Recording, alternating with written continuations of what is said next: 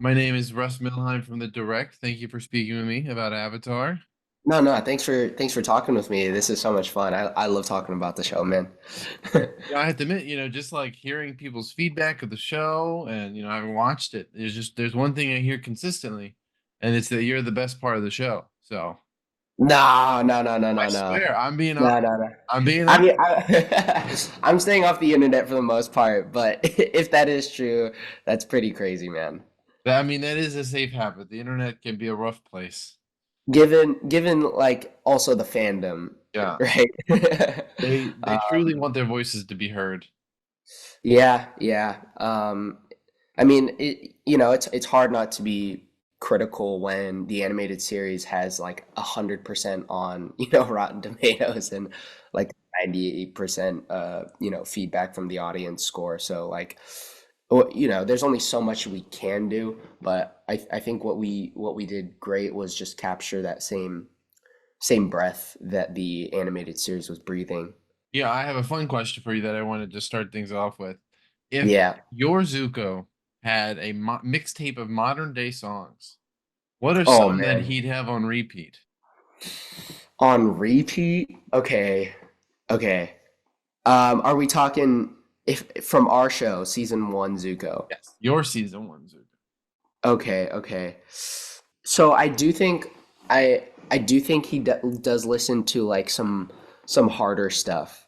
I think you've got Everlong Foo Fighters.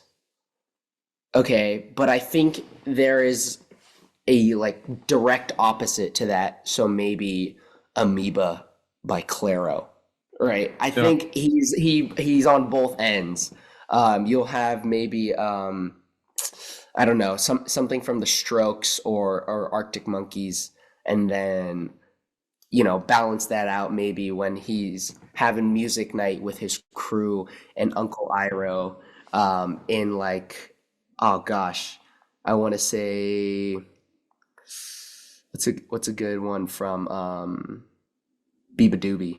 Uh, You're here. That's all that matters. That song. That's another great one. Like, I don't think I don't think Zuko is the type to dabble into, rap music. I think he's very much so into into any song with a guitar in it. Or you think he'd dabble in country? I don't know if it fits, but it does have a guitar. You know what? I think if he did, it would come from Uncle Iroh. That's I, okay. I think Uncle Iroh could certainly be a country guy. Now I know you watched the original series, but Yeah. do you have any particular comfort episodes that you kind of go to often, or that you just really enjoy? Crossroads of Destiny and Zuko alone. Because they're my character. It's my Zuko's my literally my favorite character, man. And I then don't I know. It forgot feels what like there's some bias here. there definitely is. There definitely is because I that second scene, that second season growing up and seeing that internal conflict in his character, um, was was so crazy for me to see because I felt like, when you're a kid, you think that all of these experiences you're having or all of these experiences that are happening in your life are only personal to you, but it's so universal for so many people that like when I saw that, I really connected. I was like, oh, I'm like going through this as a like not as like a kid, but like as a teenager, right? Like I want to be I want to be a good person, but I just can't like, just like little kid teenager things wanting to be emo, right? I can only assume that you also ventured into Korra. Have you seen Yeah, Korra? yeah. Although my memory with it is not that good, my thing was like the bending just looked so much better in Korra, and that was the whole reason I watched it. But I loved their additions of like um the lava bending I and still, it's next on the list. I got caught yeah, up with Avatar, and I was like, all right, I will watch Korra, but yeah, not yet. yeah, yeah. They definitely expand a lot more on the world, which is like what you would want from a series of the next Avatar. Do you know if this Netflix adaptation tried to sneak in any kind of references or allusions to what Korra has? I mean, I Um, obviously know they're years and years apart, but yeah, I don't know. I don't remember, but I know that they pulled stuff from the Kyoshi novels, actually. I mean, one thing, if we get more seasons of our show, one thing that would be really cool to me is if they touched on Zuko and Azula's mother more in our series. that's true. I guess yeah, she's not really. She comes up, but She comes up, but like, if we got, I mean, what my parents are telling me is that, the viewers of our show really enjoyed flashbacks. The flashbacks of our series were like some heavy hitters for everyone. So I was like, oh, that would be cool to get to see Azula's relationship with her mom. yeah, I'll avoid any negative feedback. But again, with like what it telling you that you're some of people's favorites, it kind of there's a lot of things about just the Fire Nation storyline that people love. Uh, Yeah. you know, you, Uncle Iroh, but then also Uh-huh. just the original elements that they added. They really enjoyed, the bonus story they kind of put to Zuko and all of that.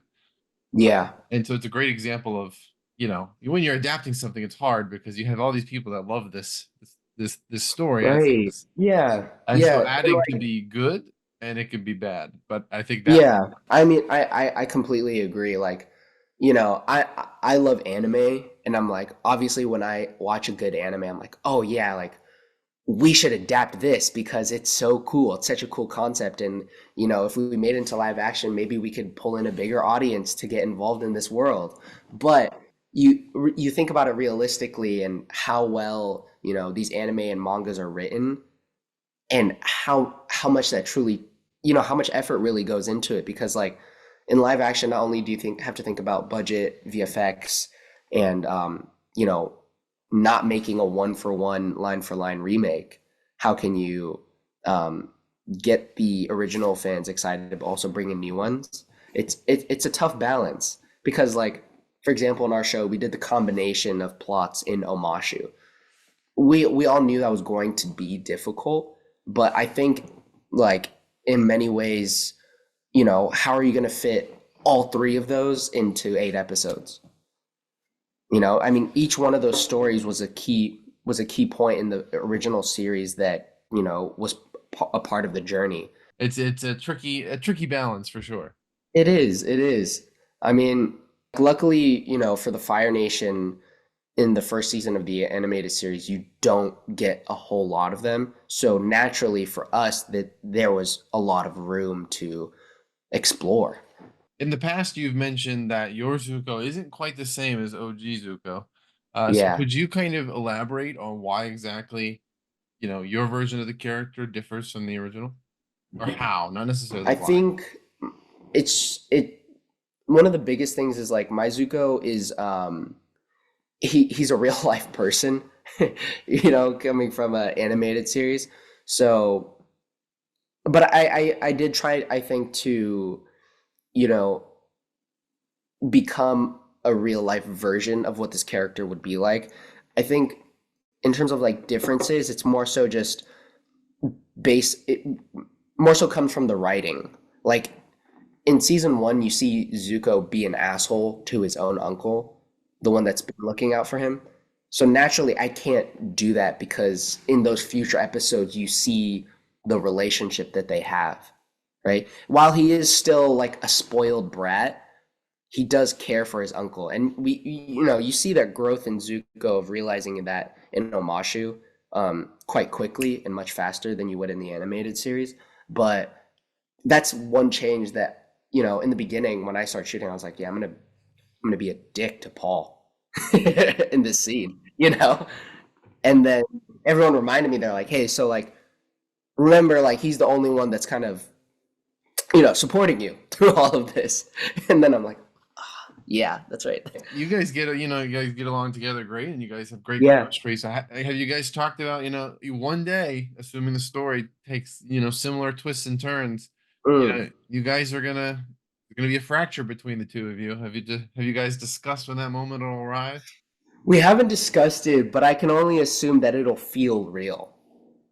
You know, all of my scenes in this series have been with Paul, so to not to not work with him in those scenes is hard because like for me, he feels like the backbone. It's like that relationship is truly why I think the chemistry between the two of us is why those scenes feel so strong.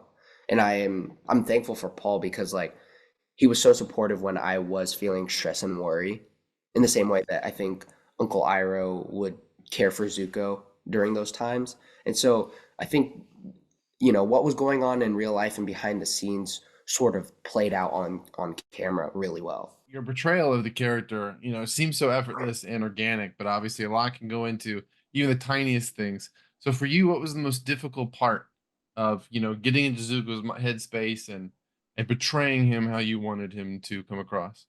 I wanted his desperation, I guess, to feel genuine. Even though like that's a part of his character, for Zuko to be in that mindset in so many scenes, it can feel one note, just like how it did in the animated series, where you see up until like the Northern Water Tribe, he feels like he's just this character constantly going after the Avatar and being angry. And I wanted to, I guess, add depth and levels and layers to, all of those different scenes to give the fans something that felt organic. Especially like with a character as complex as Zuko, like you have to you have to naturally just take care of each scene because you're not seeing him in every scene like with Aang, Sokka, and Katara. You're not getting these long 20-minute scenes. You're getting little pieces of Zuko and Iroh here and in many different moments. Like luckily the writers were like, we'll get like some classic like Zuko and Iroh slice of life. They're looking for the Avatar, which is like when he comes across June, and you get comedic moments, and then that is the complete opposite of what you would see, for example, in their flashback at Luten's funeral. As an actor, you oftentimes when you're auditioning for roles, you can sometimes you apply for many different characters. So I wanted to ask, did you try to get any other characters, or was it always Zuko? And that was Zuko the whole way down. Well, it's funny. Like I had known this was happening, but I was like, you know, this I didn't know what Netflix had in mind. I also like they said it was like a untitled project when I auditioned for it, but I knew what it was based on the character description and the similarities between the fake name and Zuko. Um, but like for for me, I was like, if they're casting 30-year-olds for teenagers type of deal, which you see a lot in the industry, I was like, I could be an Aang. I could totally play that role. Like that would be really fun. Even though I feel like I would, be able to portray like a strong I would be able to portray Zuko like a lot stronger. I feel like I could do Aang as well. And like, it's like he's iconic. His blue arrow is iconic. Like who wouldn't want to do that as well? There's a world out there, a timeline where you guys have swapped roles. Right? Yeah, when he grows up to be like six Yeah. foot four. Yeah. I wonder what that would look like. Yeah. Yeah. I spoke with the show's DP, Michael Balfe, about the show the other week, and he admitted that firebending was the hardest form of of elemental bending to kind of pull off and make look Mm, believable. Do you yeah. kind of agree with that sentiment? And how difficult was that to do on the day on set? Okay, like he said it in terms of like bringing it to life in VFX. Yeah, mention like it looking practical or just it looking believable and genuine on camera. So not Yeah. necessarily from a VFX standpoint, but like Okay, when you're okay. on set and recording in the camera and you have actors that have to do the right movement and there's obviously no flames or fire, so Interesting, like interesting. lights. Honestly, from an my perspective as an actor, like fire was the easiest one. I'm gonna go the complete opposite because in the martial arts style of firebending, it's so fierce and it's so quick that I think it's much easier to think fireballs and fire blasts are coming out of your mouth versus you like manipulating water and it's coming around of your head and it's doing all of these it's turning into all of these weird shapes and then you're shooting it out and you don't know how that's gonna look. think it's a lot easier. It's like just Um, fire. yeah, yeah, fire is like boom, boom, boom, boom, boom, right? It's a lot more fast paced compared to like water or honestly a really difficult one like martial arts wise, I would say is air because like that's something hard to visualize in itself. I'm surprised that it looked so dang good in our show because it's just like little streams of air, but like I don't know how Little Jabbar did it. gusts of wind. Yeah, little gusts of wind, but like you can feel the weight behind each one, and that was really impressive in my opinion. If you could be a bender, which would you choose in real life? For real, Yeah, yeah, yeah. would So you choose fire or obviously fire, okay? obviously, yeah, yeah, I yeah. was always an air person, like growing up. Anyways, like as a kid, I was like, I don't know, for whatever reason, anything with like air powers. Like I was into Bionicle. I don't know if you know what that. Yeah, Uh, yeah, I know but Bionicles. they had, like the Toa of Air was always my choice, and I was like, I don't know why. Oh, interesting. Yeah. I literally went with the fire dude all the time. I literally, no, I think like honestly, I think like individually, airbenders are the strongest, but the Fire Nation as a whole are the strongest. They have done some damage, that's for sure. They've done some damage. Like obviously, like I think fire is an element that there's not a lot of strong defense. Whereas like I feel like Earth is the strongest defense, but it's now we're getting like now we're just playing into the lore of bending, which I love. I love watching those videos on YouTube. The show they put a lot of effort into, I think, for just having I just watched the animated series and watching the live action. It felt like Yeah. season one put a lot of effort into building that rivalry that you have with Katara. Um, Yeah. I feel like you guys even shared more scenes, and it was kind of more of a point that you guys were butting heads and actually fighting each other. So what was it like Uh-huh. building that antagonistic dynamic between you and Katara? Well, I love playing the villain, especially in the the scenes. Like but it's interesting because in Zuko's scene with Katara when they not when they first meet, when they meet on Kyoshi Island, almost feel like this not like a sadness, but Zuko's like, I'm really about to mess you up bad, and I'm giving you a chance to get out of the way. Like there's a small hint of like the line is like this is your choice. Whatever happens, it's on you. And You didn't like mess her up too badly, though. You gotta do better. I did, bro. What do you want me to do? Is Kyoshi showed up? What am I supposed to do in that situation? That's true. You Uh, can get your rematch against them next season. yeah, yeah. No, but you know, Gao and Dio and I like at the very beginning, like yeah, we had spent time training, but then again, Zuko is always away from them. So at that point in filming, like that was we hadn't really been on set together like that. So I feel like I played into this you know, this part of our real life relationship where we didn't really know each other too well. And so I sort of like avoided her that day on set just to make it feel a little more impactful because Probably like, oh that's no, how it he was. hates me. No, no, no, no. We were kicking it after. She's awesome, and like in between takes, like is when certainly like when we build our chemistry like on camera. Yeah. But that was my first day ever filming that whole entire sequence. So like, um, yeah, I went full force with like the villain aspect, but of Zuko. But it was cool, man. Like I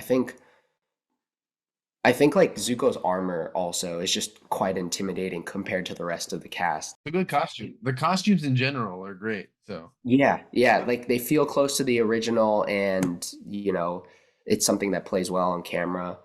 But yeah, it's so hard to move in it because it's like three layers of leather.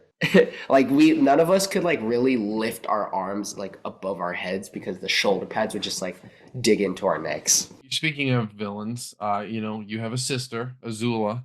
You guys didn't Yes. share too much screen time this season. Right. What was it like building that? Because you guys will obviously spend more time down the line.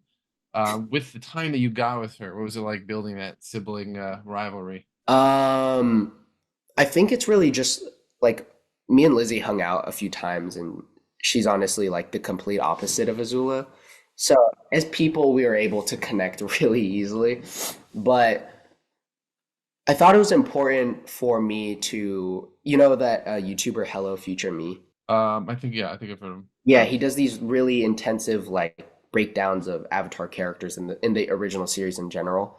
And something that, I had to do to get into characters, look into these videos because there's so much information outside of my own. So like I watched Zuko's video.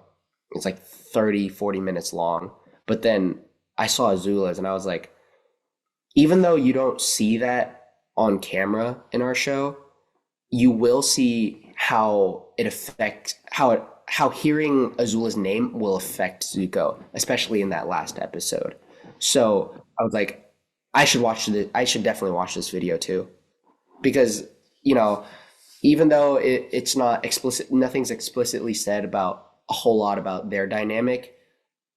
I want people to understand that like this is already a part of Zuko's life, and their rivalry. At the end of the finale, Zuko has this powerful line where he's just kind of he lets out a sigh and is like, I'm tired.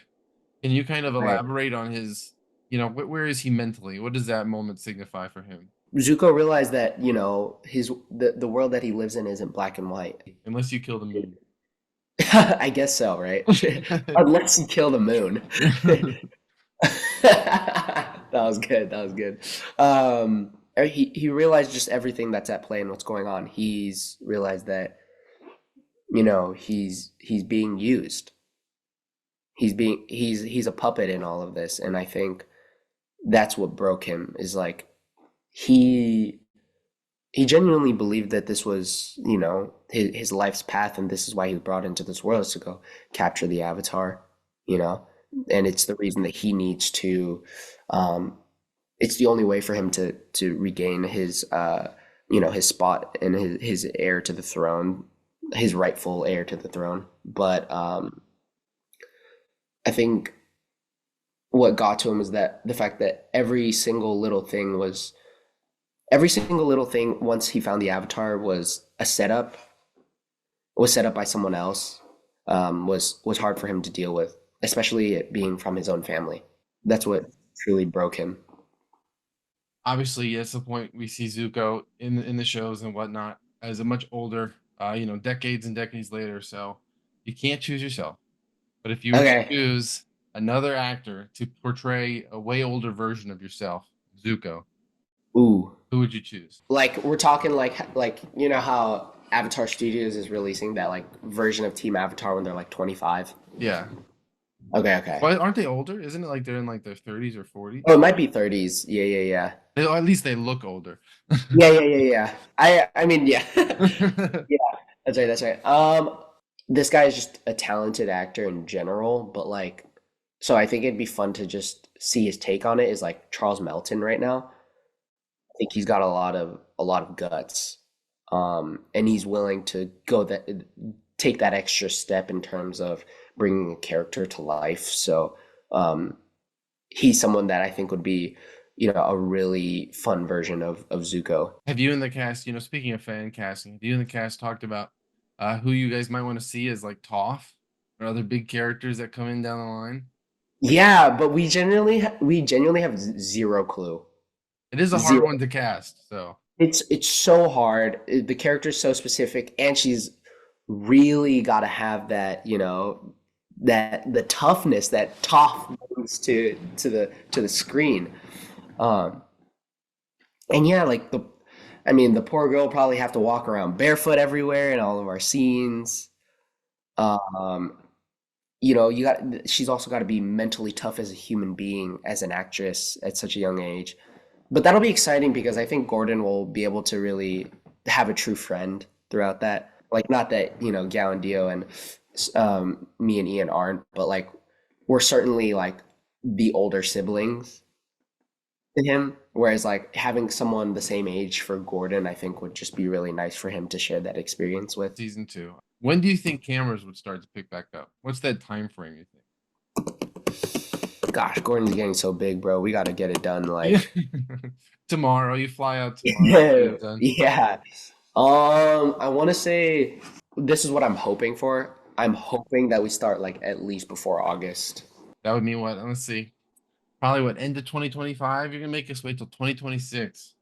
Dude, dude, don't even And I that's don't even just want to season hear it. two. That's That's just dude, season that's two. just season two. That's yeah. And like I mean, we don't even know how many episodes we're gonna get either, you know? Season two, I mean, the thing you see in the animated series is like each episode becomes more and more crucial. And even though, yeah, the episodes are getting shorter, or no, the amount of episodes is getting smaller in the animated series throughout each season, it just shows like that each one of them is that much more important, you know? So like me personally, I'm hoping for more episodes actually, just so that also things don't feel as compact and rushed. 20 So, episode season. Here we come. oh gosh, nah, man, I don't think it's like me. I'm hoping for for 10, and then if the third season is there's so much going on, I feel like you have to give it if not 10, 12. I hope that at the very least, when we get to season three, they give you a little bit more time with Team Avatar. That would be nice. That would be nice, and like not even just like following the plot, but like I said, like expanding on those moments that we don't get to see. So yeah, yeah, yeah, Now, for one of my last questions, I want to pivot real quick and just mention, you worked with Daniel Destin Cretton on yeah, Chi-Chi, yeah. and it was just announced that he's helming a Naruto movie. I saw that. I saw that. Is that something you'd be interested in partaking? And is there a character from that series that you've always wanted to maybe dabble with? Okay, so I'm like, first off, like Naruto is like my favorite anime. That's what got me introduced to all of anime. So obviously, I'm in love with the series. So I there is concern, right, that it's being put in a movie format. It's a lot. It's a lot to go. Yeah, it's a lot. Like there's a lot. There's. I mean, I have no idea how that's gonna go, what it's gonna look like. But what I am hoping for is like the friendship aspect of it all. That's Naruto's whole thing, right? Talk no jutsu, everyone. But I love so Sasuke is like my favorite character. No, no, no, no, no. Itachi, the older Sasuke's older brother, is my favorite character. I think I could I think I could play Sasuke, but some part of me really does want to play Naruto, actually. Like, Hey, this is it. yeah. You're putting your name in the hat. Oh man, no. I mean, It's anyone from official the series would be so declaration. much fun. Yeah, like I genuinely love Naruto, so honestly, just being a part of it would be really nice. Whether it was Rock Lee and like getting to do, all of his taijutsu or something like that, or like I don't know, like a flashback to younger Kakashi. That would be fun too. I love Naruto, so I'm excited for Destin, and I hope to hear from him. Do you have any aspirations in the superhero movie camp? The MCU, the DCU? Of course, of course. Um, you know, I recently said in an interview that like I was like, yeah, I'd love to play like another fire character. So I'm not gonna I'm not gonna say, but I would be interested. I think I saw that you said Iceman at one point, which is funny because that's And, the yeah, opposite. I'm just like throwing names out there. You know what I mean? I mean, I'm just trying to get a job. That's I'm trying to fair. get That's booked. fair. But I really am open to playing anything. More than anything, I think it'd be really awesome to play a villain that actually kills off a superhero. All right, next Thanos. Here we go. Here we go. Last question for you. With season one in the rearview mirror, what is the most important piece of experience or knowledge that you feel you gained that you're going to utilize for the rest of your career? The bonds that you make on set are the most important part of the journey. You um, when I had originally started working on the project, I was like, you know, I'm gonna be focused on my work. I'm gonna come back every day. I'm gonna be journaling. I'm gonna be taking notes, doing research. Like I'm just gonna fully immerse myself in Zuko all the time. Um, and similar to Zuko, I'll probably isolate myself, and I go to work, do my job, go back home. Ended up being the complete opposite. Holy cow, I fell in love with every single person that I worked with. from our grip crew, our lighting crew, our camera team, our our wonderful crafty buddies, and our transportation team. Like, I had realized that like that's the most important part of my entire experience as a working actor. Is like, yes, obviously we want to focus and put out good work, but I was so afraid of getting distracted and having too much fun. I was scared of like where that could end up, because the amount of pressure that is put on us to play these characters is immense. You don't want to screw it up, and I was scared of losing sight of that. But I failed to realize that the people that I made these bonds with would only help me throughout playing this character. And so, like, obviously I was like, I'm gonna have a strong relationship with Paul. But damn, man, everyone caught me by surprise. Like, literally my last day of set, like, I was bawling my eyes out. I like couldn't believe it that it was over. But certainly, like, that experience had changed me for the better, not just as an actor, but like as a human being. Mhm. Well, again, congratulations. I know that I'll be Thank you, seeing man. more of you. I appreciate you having such awesome, fun questions for me to answer. This Sure. has honestly been really cool, dude. Thank you. 2028, here we come. Here we go. Season 2. That's right. That's right.